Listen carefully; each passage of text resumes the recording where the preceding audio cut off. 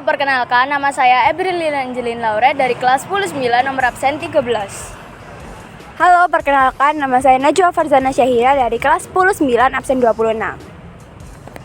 Halo, perkenalkan nama saya Mikael Widiantika Putra dari kelas 10-9 nomor absen 21.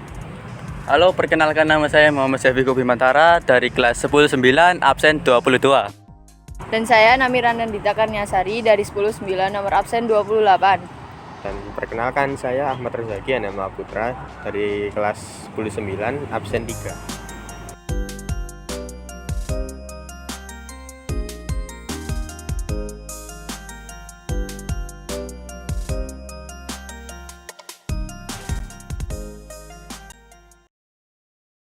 Halo, sekarang kita ada di dalamnya Museum Pendidikan. Jadi sekarang aku bakalan ngajak kalian untuk muter-muter di dalam Museum Pendidikan. Nah, di sini tuh ada penjelasan tentang praaksara. Jadi di lorong pertama ini kita ada di lorong praaksara. Jadi banyak banget penjelasan di sini sama berbagai contoh-contoh barang-barang asli ya kayaknya. Kita nggak tahu, nanti kita tanya aja. Nah, ini tuh ada naskah surat Yusuf. Ada ilmu Risalah mantan al-Jumuriyah. Salah, Jurumiyah. Nah, banyak banget di sini contoh-contohnya yang lain. Terus di sini juga ada apa nih? Kita kesini yuk. Di sini juga ada patung replika. Patung replika apa? Kita nggak tahu, jadi nanti kita tanya. Di sini juga ada kisah Nabi Muhammad. Naskah kisah Nabi Muhammad. Banyak banget. Di sini juga ada naskah-naskah lontar. Nah, naskah lontar.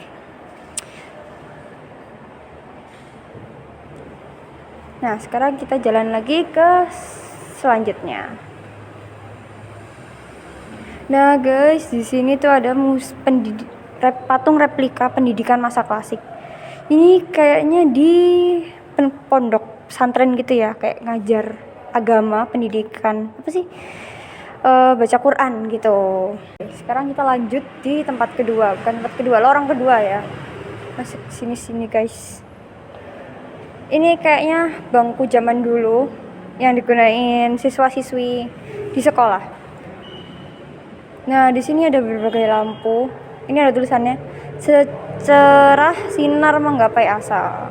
Di sini juga ada penjelasannya. Di sini juga ada mesin ketik zaman dulu ya. Zaman kolonial mungkin ya. Nah, ini mesin ketiknya masih bagus. Bagus banget. Di sini juga ada patung, mungkin ini seragam guru zaman dulu ya, guys ya. Nah, di sini juga ada apa ini namanya, sepeda zaman dulu. Sepeda jengki namanya, jengki apa jengki? Ya, nggak tahu. Di sini ada ini lagi bangku. Terus di sini ada mesin hard press. Ya, nggak tahu digunain buat apa ya, guys. Di sini, guys. Di sini ada kamus bahasa Belanda zaman dulu. Sama komputer zaman dulu. Komputernya kecil ya, layarnya kecil banget. Nah, di sini ada sepeda motor yang digunain siswa-siswi buat diantar jemput sama orang tuanya. Kalau dulu mungkin jarang ya ada yang diantar sama orang tuanya, tapi kalau sekarang kan rata-rata udah diantar orang tuanya atau naik Gojek pakai motor juga. Nah, di sini ada alat cetak foto. Ini alat cetak fotonya dari SMA Trimurti Surabaya. Nah, ini biasa digunain buat ekstrakurikuler, maaf. Nah, di sini ada mesin stensil made in England. Di sini juga ada megafon sekolah. Ini biasanya buat speaker gitu ya. Di sini ada mengayuh sepeda menjemput impian. Nah, terus guys, di sini ada salah satu legenda Indonesia, yaitu ini Ibu Budi. Kalian pasti tahu kan, dulu waktu SD sukanya ini Ibu Budi, ini Bapak Budi. Nah, ternyata yang buat itu Ibu Siti Rahmani gitu, guys. Sekarang kan udah nggak ada tuh. Nah, jadi di sini ada juga penjelasannya tentang Ibu Siti Rahmani itu.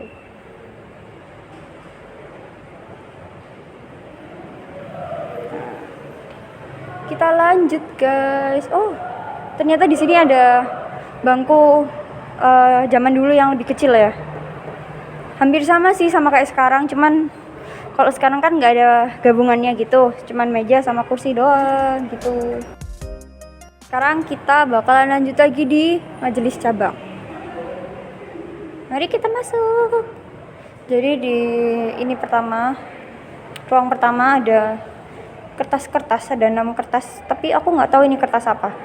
Soalnya tulisannya tulisan Belanda atau aksara Jawa ya, nggak tahu, kurang tahu. Nah ini banyak banget tulisannya bagus-bagus, rapi-rapi, dan kertasnya masih kayak kertas zaman dulu banget, tapi masih bagus. Sekarang di sini udah mulai rame pengunjung yang juga mau lihat-lihat di dalam museum. Nah kita lihat di dalam sini kotak-kotak ini banyak ya kotaknya, mungkin ada sekitar berapa? 12 ya.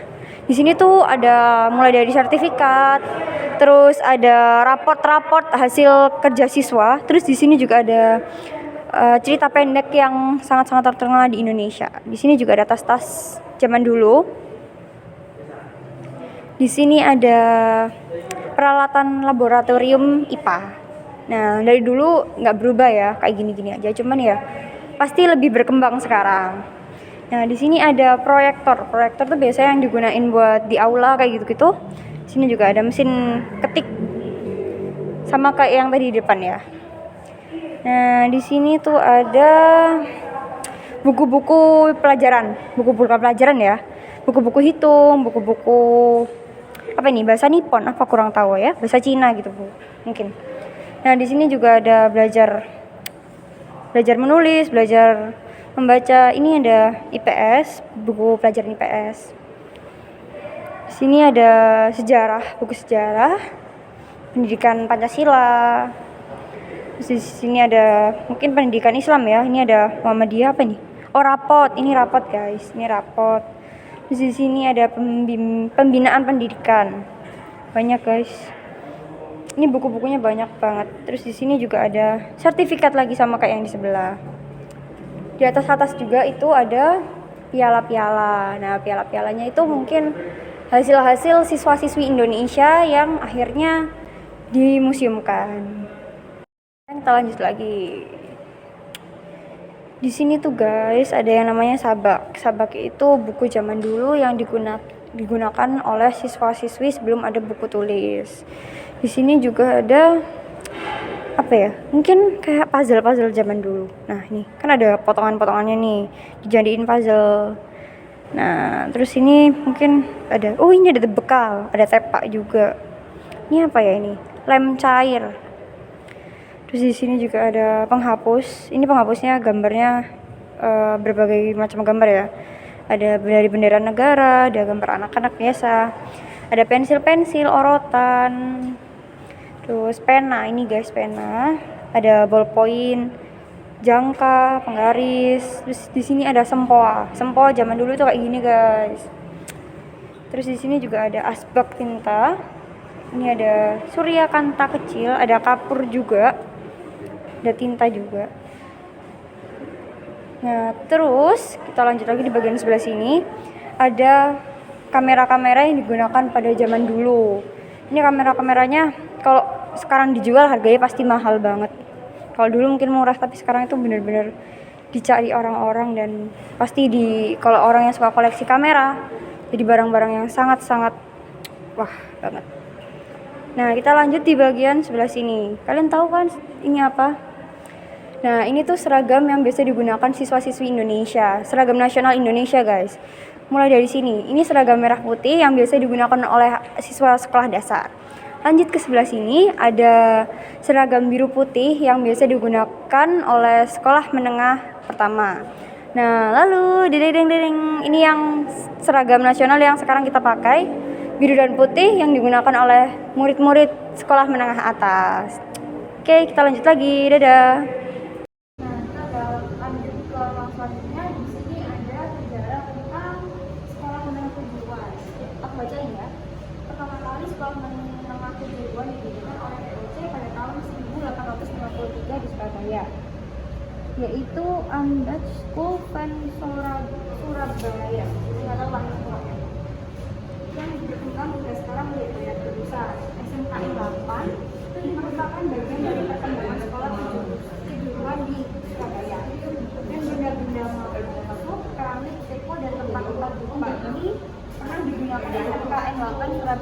untuk mendukung kegiatan sekolah. Jadi ini salah satu benda yang digunakan untuk kegiatan sekolah. Di sini ada piala-piala sama kayak gitu kan, piala-piala siswa-siswi pada masa kemerdekaan. Keren-keren ya, bisa di masa kemerdekaan yang masih sulit sudah bisa menciptakan piala-piala. Keren banget. Nah ini dia ada tempat latihan ini. Oh guys, ternyata di sini ada tempat latihan. Apa ya ini? Ini mungkin nggak tahu. Tapi ini pakai estetik banget. Buat kalian yang suka untuk foto atau yang suka menjadi museum. Aku sudah sama salah satu penjaga museumnya. Perkenalan Mbak, namanya siapa? Ya, oke, nama saya Nanda Askia, saya salah satu staf di Museum Pendidikan Surabaya. Udah berapa lama Mbak kerjanya di sini? Kurang lebih sudah 3 tahun semenjak lama berdirinya juga ya? di sini. Lama ya. Nah terus kegiatan apa aja Mbak yang biasa dilakukan Mbak di sini? Kegiatan sehari-hari pertamanya pasti menyambut tamu ya, pengunjung yang di sini. Kita urus tiketingnya, terus juga mengajarkan untuk barangkali siapa yang masih belum paham tentang pemesanan tiket. Terus juga saya menerima reservasi untuk foto-foto di sini. Terus juga ada juga pastinya saya sebagai memandu yang minta dipandu untuk keliling di dalam museum. Jadi itu guys kerjanya Mbaknya di sini. Nah biasanya kalau pengunjungnya Mbak, pengunjungnya ngapain aja di sini? Jadi kalau pengunjung selain mereka pastinya melihat koleksi sebagai belajar sarana pelajaran sejarah di sini, mereka juga lebih banyak mereka foto-foto karena memang di sini kan arsitekturnya memang lebih modern ya daripada museum lain. Jadi mereka ke sini lebih banyak untuk foto-foto. Terus untuk perawatan museumnya Mbak gimana? Untuk perawatannya sendiri, untuk pembersihan museumnya keseluruhan itu tiap hari kita bersihkan sebelum buka dan sesudah tutup. Untuk koleksinya sendiri kita kan hari Senin tutup. Nah itu di hari itu kita fokuskan untuk pembersihan koleksinya lebih detailnya. Nah, berarti ada waktu-waktunya tersendiri. Betul, ya Mbak ya. Untuk terus konservasi. Untuk di sini koleksi-koleksinya mungkin ada yang replika atau semuanya asli? Kalau di sini 100% asli semua karena kita dapat dari kolektor memang. Yang palsu mungkin patung-patungnya tadi kakaknya lihat kan kayak gitu aja. Jadi guys, itu tadi jawabannya Mbaknya. Terima kasih ya. Makasih ya Mbak. Sama-sama. Halo, kali ini aku akan menjelaskan bagaimana sejarahnya Museum Pendidikan Surabaya. Nah, Surabaya merupakan salah satu kota yang menyimpan banyak sekali sejarah. Kisah-kisah masa lalu itu tersimpan di sejumlah museum. Salah satu museumnya adalah Museum Pendidikan Surabaya. Ya, kali ini yang ada di sini ya, yang aku tempati sekarang ini. Nah, Museum Pendidikan Surabaya ini terletak di Jalan Genteng Kali nomor 10. Nah, berdirinya ini diresmikan oleh Bu Risma Triharini, mantan wali kota Surabaya kita ya, pada tanggal 25 November 2019. Yang kedua ada zona pendidikan di masa klasik atau kerajaan mulai ada kemajuan dan dinamis. Di zona ini wisatawan akan melihat pendidikan mulai dipengaruhi oleh corak dari luar yang bercampur dengan elemen lokal. Kemudian ada di zona ketiga yaitu zona kolonial. Wisatawan bisa melihat koleksi-koleksi zaman penjajahan Belanda dan Jepang. Salah satu diantaranya adalah sepeda Zundap yang biasa digunakan untuk pendampingan orang tua mengantar siswa berangkat ke sekolah. Terakhir adalah zona kemerdekaan. Koleksi-koleksi di zona ini menampilkan bukti material peradaban pasca Indonesia Merdeka dari tahun 1945 sampai 1990. Untuk tiket masuknya sendiri tidak pungut biaya apapun alias gratis ya. Dan Museum Pendidikan Surabaya ini buka pada hari Selasa sampai dengan Minggu pada pukul 8 pagi sampai 4 sore. Dan pada hari Seninnya, museum ini dilakukan pembersihan oleh staf. Ini adalah vlog kami di Museum Pendidikan Surabaya. Terima kasih. Wassalamualaikum warahmatullahi wabarakatuh. Dadah.